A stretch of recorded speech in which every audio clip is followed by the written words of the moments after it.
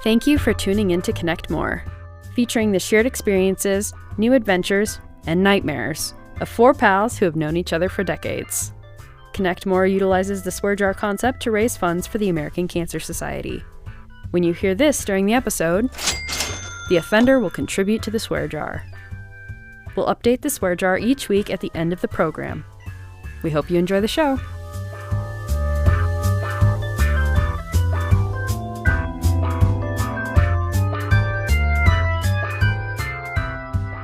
Hey, yo, welcome to another episode of Connect More. I'm Eric. There's John. Hi, everybody. That's Brian. Greetings.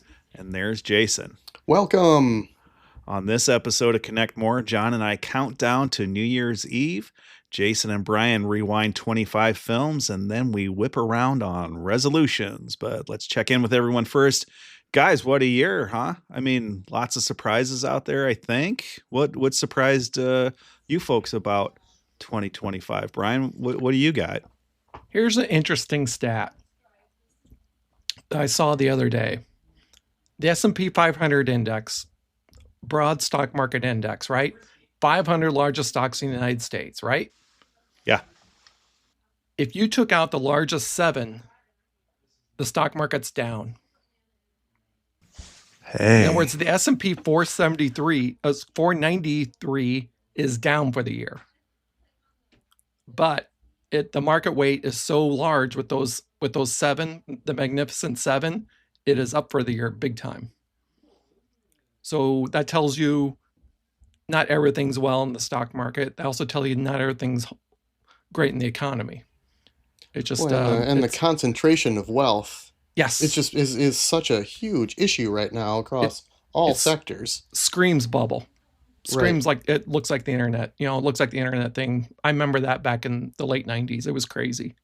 It screams that. So that's a good stat. Well, I think isn't the issue that like at that time you had a bunch of companies that were waiting in the wings to be web companies, but in this case it's the other way around. It's all concentrated in a few companies investing in AI, and that takes a lot of like brick and mortar, and only a couple of those are going to make it, so that it kind of has to be a bubble. Do I understand that right? Yes, but it's kind of the smaller companies that are doing the infrastructure and everything for AI are also going up. And that kind of feeds into it. And they're financing this way different than they used to also. So these small companies aren't reflecting the S&P 500 index, but they're financing that stuff through the big 7 companies. So well, the other part of that bubble that's going to come back and bite all of us in the ass is the amount of municipal infrastructure that's being devoted to all of these things, the data centers and the AI centers and things. And we as taxpayers are on the hook for a lot of that, or we are the ones who are going to be without water or without power and things. So that's the other part of this bubble, that something's got to give. And these municipalities that are selling their soul to the devil to put these giant centers in and they're getting some economic benefits in return, but where's most of that benefit going? You just said it, Wayne. And we're left holding it. And I'm afraid for like the public infrastructure that we're on the hook for is really going to get overstrained. Well, and that's something looking forward to 2026 then, because I know a lot of counties in Iowa now are starting to put moratoriums on zoning areas for these large data centers because of the issues you were just talking about, Jason. So that's a surprise from 2025, looking into our crystal ball for 2026. John, what's your surprise of 2025? Well, it ends up being related. I'm surprised at my own use of the generative AI tool, ChatGPT, which at the beginning of the year, I didn't know what it was. And so outside of me continuing to be married at the end of 25, this is a shocker that I build into almost every day. I have a work subscription and a home subscription to ChatGPT, and I use them more than once a day now. It's an easier way to do internet searches. It compiles things for me. It makes, if I have a thought, of like some advanced stat I would like to know, like How many division titles has each NFL team won since there became divisions after the merger, right? Give me that, create that spreadsheet for me and tell me, even across the changes in the divisions, how many that is. I can know that in 8 seconds now. Real nerd stuff. And it's just fascinating. The other one I did was how many times in the history of my state has one party had total control of the House, Senate, and governor versus the other party's total control. And you can know that in 10 seconds. And it's just the only limits are sort of what we can think up. And it is a whole advanced, like it's another level past what we all learned to do when Google came in.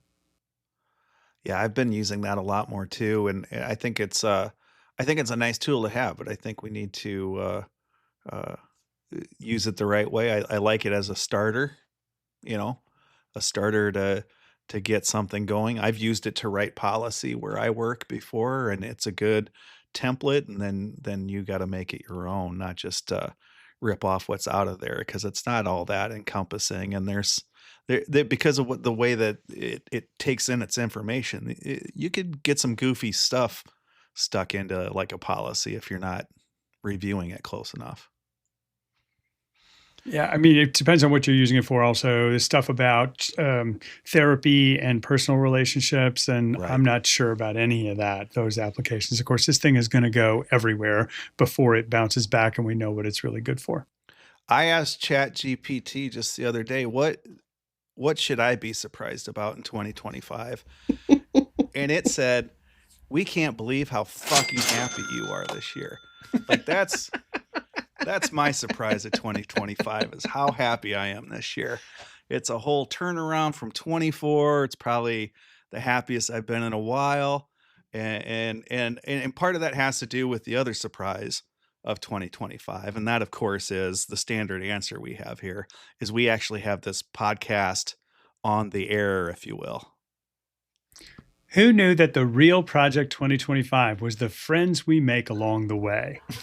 Oh, Oh, Wow. Jason, what surprised you?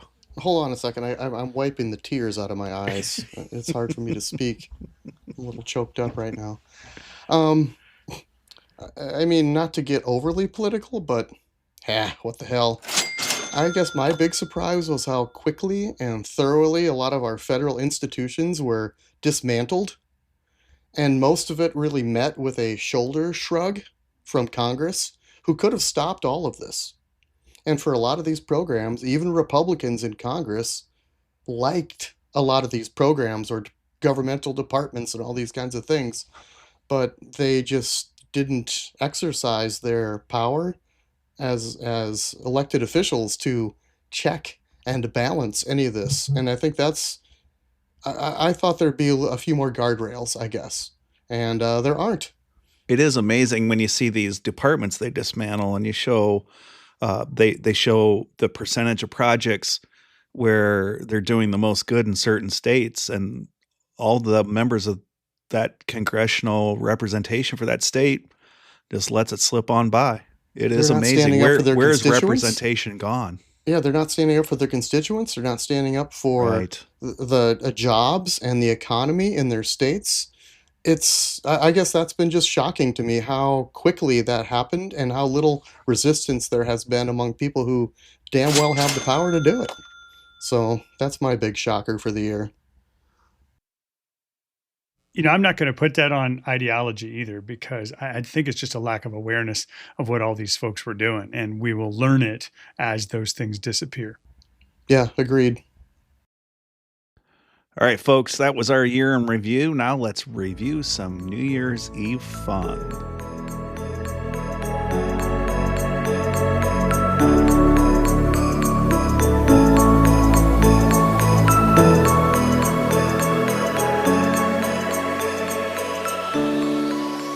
Some trends deserve a comeback. Others should have stayed in the lava lamp era.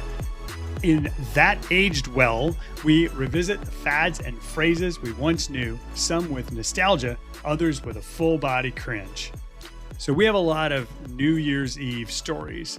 What's your best New Year's Eve story? We're going to start with Eric.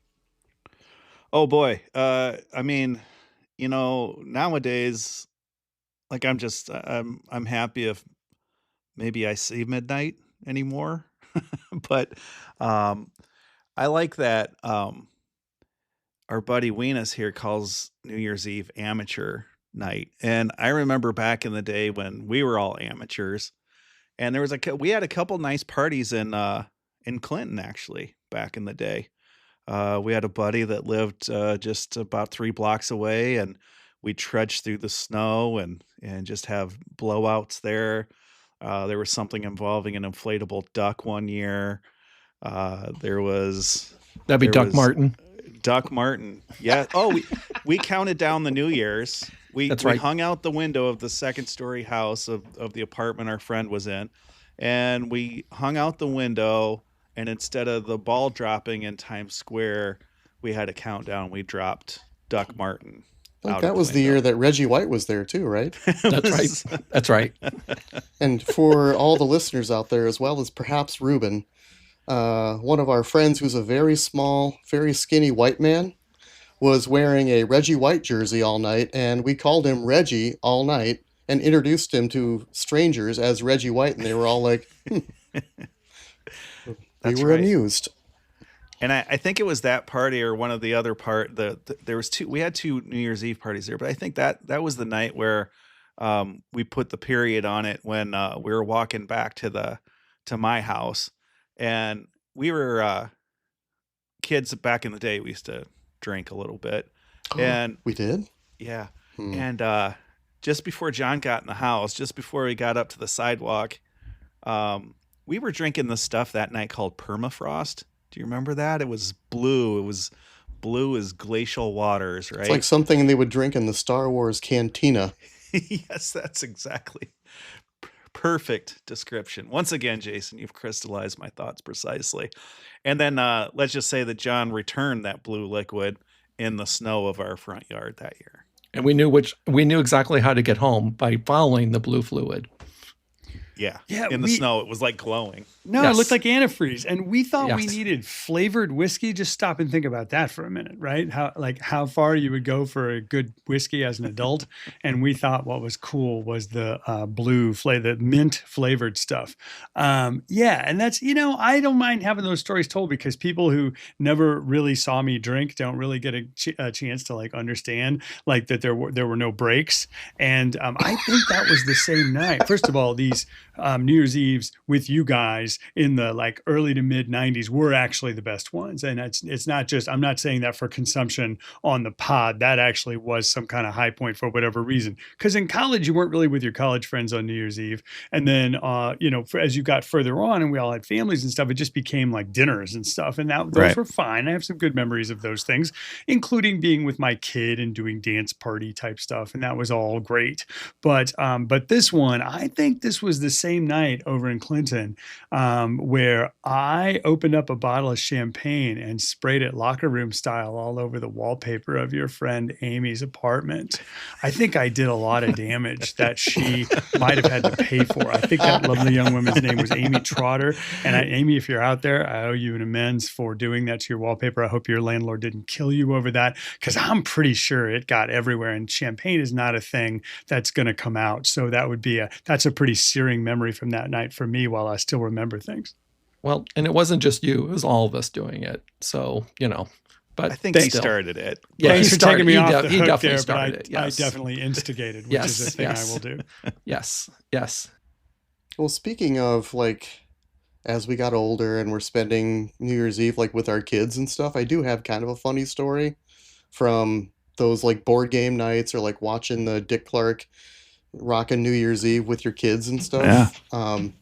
We were sitting down, this was before Louis was born. We were sitting down at the coffee table and we had a board game laid out, just me and Aaron and Frank.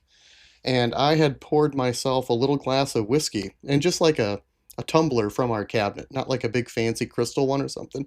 I just grabbed a glass and had a little whiskey in there. And I set it down on the table and went to do something. I came back. Frank thought it was apple juice. Uh-oh. And like Hammered it? so I don't think he pounded it, but he certainly took a taste of it, and it wasn't pretty. So I thought that was kind of a funny like whoopsie moment as a parent who was still hoping to have a quiet night at home with the kids. Scared straight. That's what you did to that boy. And he's never touched apple juice since. Good man. Hate that apple juice. Brian, you got to have one for us from New Year's Eve. I'm sure you've had some good ones. Well, I got to experience something unique. I got to experience one of the first New Year's Eves in the world that year because I spent one in Sydney, Australia, which is huge, by the way, because January 1st is also Australian Independence Day. So they do it huge, and it's middle of summer. So it's a lot of fun down there. So we got to watch the fireworks in Sydney Harbor, now on the bridge. And then there's 3 bays with fireworks going on all at the same time. And it was programmed that way. So take Chicago times 4. That's how big that was. They shot them off the bridge. They shot them in 3 bays. And we watched this from the cruise ship in the bay. And it was just so big. You didn't need a light at all for about a good half hour. It was so bright, so beautiful, so loud. And wow, it was just something. TV doesn't do it any justice. We'll just put it that way. You know, how large that is. The only way we can describe it is something like Chicago or New York or Boston times 4. It was just that big. That sounds amazing, and that probably held you over. But then, did you do that, and then you took a 10-hour nap, and then woke up and celebrated like the Midwest New Year's Eve? No. Because you were in no shape to do that? Nope, no shape at all. No shape at all. No, I think we're out till about 2, 3 in the morning, and then I was like, nope. Done. Because they're depending upon the time, it's 14, 15 hours ahead of us. So the timing doesn't work out so well. Folks, that's going to wrap us up for That Aged Well. Thank you for the New Year's reverie and another Old Lang Syne with the podcast. I'm going to pass it over to Jax.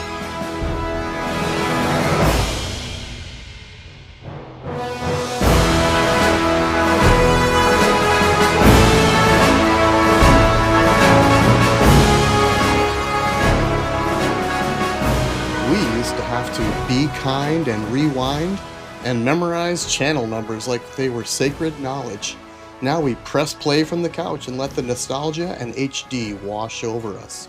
Welcome to Peep Show, where we celebrate the movies, shows, and screen gems lighting up your living rooms. So since we're here at the end of the year, we thought we'd do a little recap. And this is again something that we would talk about a lot in our group chat, is what are the best shows that you've watched in 2025? But this is specifically, let's talk about movies in this one. We'll talk about TV shows later. But what movies did you see in 2025? And usually I think it's the good ones, but there might be some stinkers out there too, so we want to hear about that as well. So, Weenus, you're a movie watcher, I know, so you've got some recommendations, I assume? Yeah. So kind of recency bias in this, but it seems like the good movies tend to come out later in the year too. So I'm going to go number 1, House of Dynamite. Love that movie. Catherine Bigelow movie. Very well acted. Really good. Script. Good acting. I can't, it's pretty believable, and it's also real time. That's the other part. That's kind of unique you get in a movie. So I enjoyed that. I also enjoyed Frankenstein. That was really good also. Once again, it's Frankenstein's story told from a different perspective. They break it up into little chapters from everybody's viewpoint. So I kind of like that too. But it's probably one of the closest to the book. Yeah. Frankenstein iterations they've done. Yep. And I'm with you. That's absolutely one of my favorites of the year. Yep. And it's very, it's just unique. You don't see movies like that. It's just very unique. Just the way it's shot, the way the costumes are different, the makeup, just the way they're directed differently, everything. It's a very different kind of movie. Yep. So I'll give this up to somebody else. Well, and I don't watch a lot of movies. Like I like movies and things, but just my life, where my life is right now, I don't get a chance to sit down for a couple hours straight and watch a movie, and I don't like watching it in little pieces. So if I want to watch a movie, I want to watch the whole thing. And so a couple of these I did see in the theater, like we had a free weekend or I was able to take the boys or whatever. And one that really stands out to me that I just really enjoyed in the theaters was Superman. I just enjoyed the hell out of that one, and I thought it was just a very great, it was a great updated take on it that harkened back to the comic books of my childhood that I loved and just devoured, just ravenously. I devoured Superman comics, and it just had that feel to me for a change after a decade of misfires and kind of the dark takes of the Zack Snyder verse and all that stuff. Just to see a real hopeful, good golly gosh, Lois kind of Superman was very refreshing to me, and I loved it. So, and I was able to take the boys, and it's just like that's fun, that's meaningful. Yeah, good Um, pick. yeah, the other one that I saw recently in the theater. So and this is there's a bit of recency bias, like you were saying, Weenus, but it's also just like one of the only actual movies I saw in the theater was that Begonia with Emma Stone. Uh, it was just a really thought-provoking movie. John, have you seen Begonia yet? No, I have not, but I'm a sucker for these movies that she keeps making with that same director whose name I'm forgetting, and I will absolutely go and see that. I understand I would like the subject matter. You would like it very much. Yeah, because it involves conspiracy theories and aliens and all kinds of all the stuff that you enjoy. So I really hope you do get out to see that one or see it when it comes out streaming because it's very thought-provoking, excellent performances, technically a great movie, and also a fantastic soundtrack. Like we were talking a few episodes ago about Yeah, how shitty soundtracks are right now. Whew, yeah. what a great soundtrack. Really cool. An instrumental soundtrack, not like pop music, but just really well done. The director is Yorgos Lanthimos. I keep wanting to say Lars Van Trier, who's also pretty good. But these, and if you haven't seen Poor Things, absolutely one of the top Very from good. that year, which is Yeah. helped me out 2 years ago now. Yeah, a Probably, couple yeah. of years ago now. Yeah. Well, yeah. So what's bad? Anyone see anything bad? I'm going to throw a couple out there. Can I do some bad Yeah. ones? Well, Yay. I'll give you a bad one, and then you can lead into yours. But Okay. Thunderbolts wasn't any good, and I will go the full length on the Marvel movies and give them all the rope they need. In fact, I'll defend the most recent Captain America movie with Harrison Ford as the Red Hulk, which nobody liked, and I thought that was okay.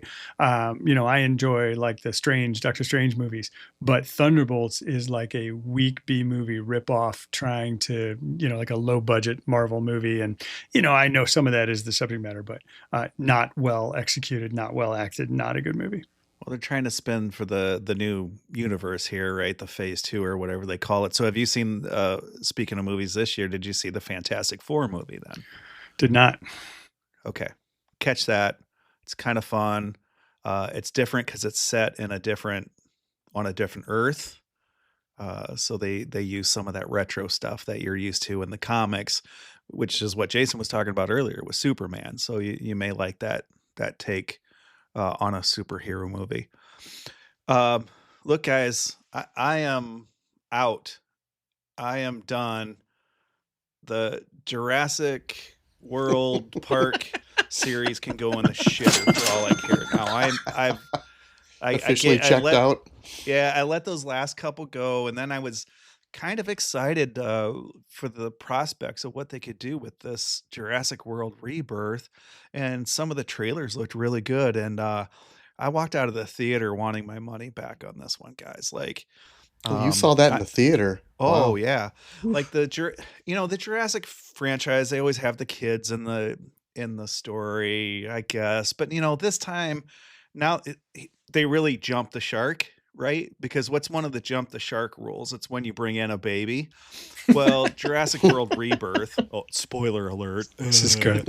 They they bring in a baby dinosaur, and I'm just like, as soon as that started happening, I just looked at Tanya. I was like, let's blow this popsicle stand. It was terrible.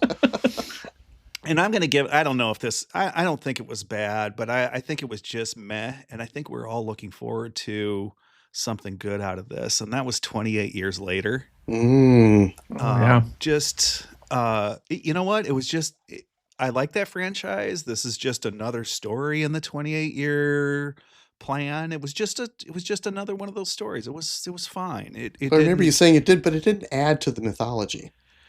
It didn't take I, it someplace else. it well, it is though. Because I And haven't seen it, but again, I want to avoid the spoiler alert. All I got to okay, say is you okay. watch till the end and you know that there's another one you know, it's obvious that there's going to be another one coming out very soon again. Yes. But Yes. I'll probably watch that one anyway, right? But yeah, but yeah, I hear look, the critique. it's not terrible. It's fine. I don't know. I think we were just all looking for something better out of that. And I got to tell you, so you haven't brought up. I'm just gonna rattle off a couple. We brought up Frankenstein. Uh, I'm a Mission Impossible movie nut. So Mission Impossible: The Final Reckoning was awesome. Weapons Companion is a great movie. It's AI. It's kind of a horror movie, but the discussions, so many discussions about AI comes out of that movie. It's a great movie. Of course, Sinners was Yes, fantastic. Eric And Sinners I was going to be my contribution for best of the year, so I'm glad you got there. And Yeah, the soundtrack alone. it's not close. Go see that movie. If you don't, yeah, if you see one movie from 2025, make it that one. Push everything else aside and go see it. Don't care if you like the genre. I think so too. And then I got to put a nod out there. I'm telling you, man, this A24 movie company is like throwing shit on a wall, and most of it is sticking. Like they're doing some bizarre stuff with some actors. I mean, just this year they had Eddington, Bring Her Back, and Friendship. And I know there's others out there I didn't catch. And all of them, what I like about most of these A24 movies is you want to go see these with people, with someone, so you can have this discussion right after the movie because they're all so thought provoking. That Eddington was not what I thought it was going to be, and it blew my mind. I think I told you guys in the text chain, like it comes out of COVID and it addresses all the misinformation and everything and how everybody reacts to that, and it was pretty chilling actually to watch that movie. I know other people that have watched Nuremberg have really liked that, but I don't think any of us have seen that yet. So I'm sure Yeah, we'll it's on my probably get list around of to it. ones that I was hoping to see soon. Like there were a couple that when I was kind of looking at what movies even came out in Yeah, 2025, like that one and the Phoenician Scheme. I haven't seen that one yet, and I love Wes Anderson. I just haven't yep, seen it. me too. Even Spinal Tap 2. It's like, what the hell? How have I not seen that? It was in the theater for like a minute. I just couldn't get to it. That Phoenician Scheme is going to go in my not bad but underwhelming. Yeah. All right. I say we roll the credits on our movies for the year and talk about something that we're going to resolve somehow. What do you think, guys? It's time for old-fashioned whip around.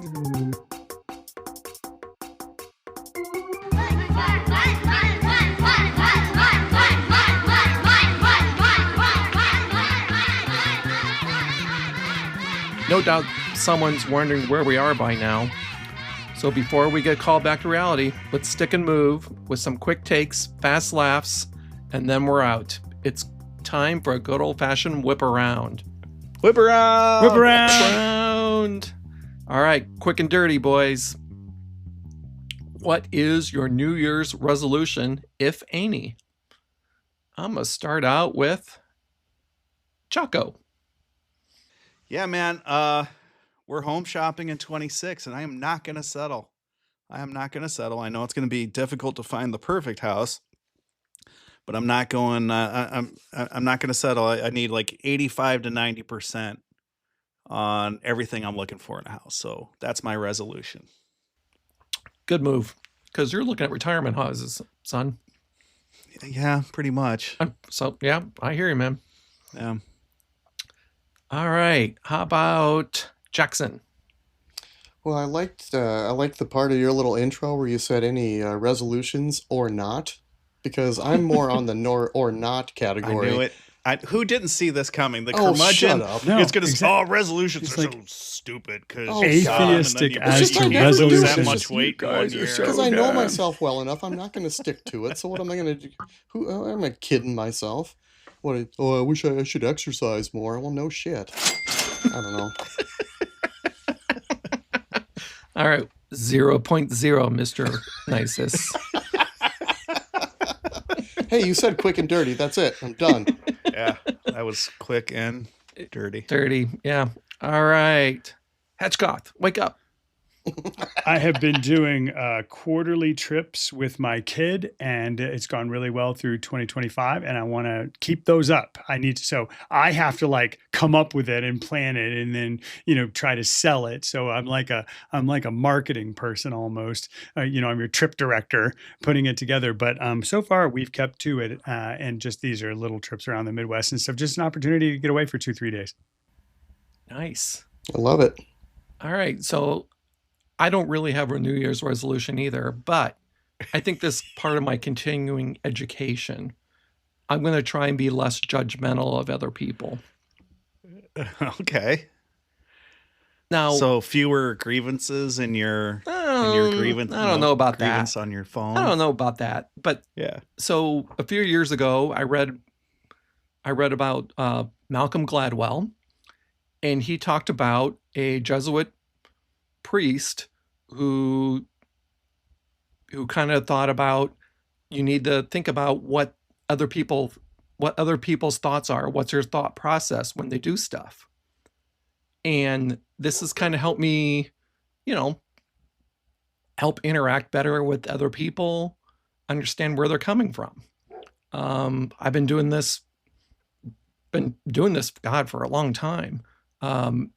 I started doing a lot of behavioral economic stuff, reading about that maybe 20, 25 years ago, just to understand how other people think, because people don't make decisions based upon their better economic interests, right? They don't vote that way. They don't do, and so I'm just continuing what I've been doing and trying to think about the way other people think. What's their thought process? What are they thinking? And just being a little less judgmental. I didn't see totally less judgment, but just being a little, just kind of trying to understand the way other people think. Because that's no fun. Sitting around judging. You won't even be able to go to the Iowa State Fair and sit around and watch people at that point. Like, oh, that's the whole point of going to the fair. I suspend the rules for the fair for sure. Okay, all right. Some of those fashion choices, they need a ticket. Okay. That's what I'm saying. Yeah. All right, boys, we are officially whipped. Swear jar to benefit American Cancer Society is up to $78 fucking dollars. Wow. What the what? I know. Wow, that's fantastic. Son of All a right. bitch. That's a lot of money. All right. Closing credits, please, nice lady. Thank you for listening to Connect More. I'm the producer. Please subscribe and like this podcast because it's my only chance of getting paid for this gig. Connect More is a product of Pantiger LLC and is hosted by Brian Danielson, Eric Van Lanker, Jason Nisus, and John Hedgecoth. Connect More is edited by me and Jocko. The showrunners are Jax, Hedge, and Weenus. Theme music written and recorded by Ryan Veeder. Cover art designed by Leon Golden. Musical director is Evil. Legal liaison is Brian. Lead writers are John and Eric. Runner-up writers are Jason and Captain Danielson. Publication coordinator is Jax. Special thanks to GVC, Aaron, Miss Roper, and Yoko. Don't forget to like and subscribe. Make sure to follow Connect More on Facebook, Instagram, and YouTube.